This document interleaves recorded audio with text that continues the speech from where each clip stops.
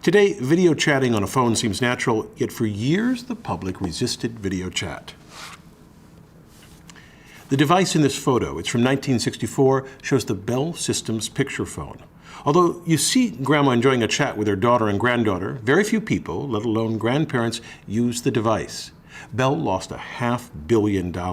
Here's the amazing story of the failure, but more important, near revolutionary success of the very first mass-manufactured phone for video chatting.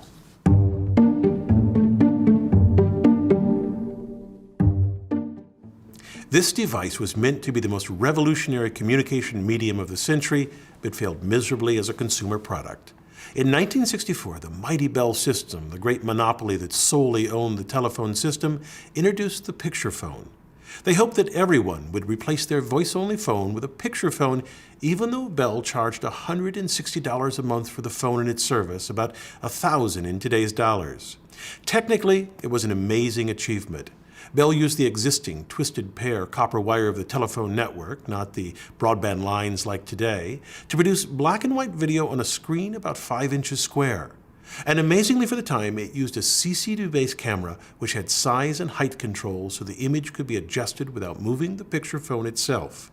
To spark interest in the picture phone, Bell created picture booths in New York, Chicago, and Washington, D.C. to introduce the phones to the public at a cost of about $20 a minute, over $150 in today's dollars.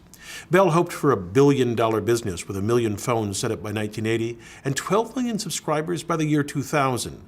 But in 1964, only 71 patrons used the picture booths in the first 6 months, and 6 years later, the number of users fell to 0. The picture phone itself limped along with a handful of customers until Bell withdrew it in 1978 after investing some $500 million. The truly interesting aspect isn't the failure. The picture phone had the problems of any new invention, attracting users and producing enough to lower the cost.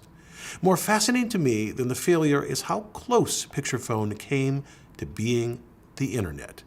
In the 1950s and early 1960s, the Bell system engineers who designed the picture phone followed the speculations about a new coming media revolution. So they thought of an interconnected world. They knew that as long as customers used telephone lines only for voice calls, they had little reason to pay for broadband lines to the home. Copper would work well enough.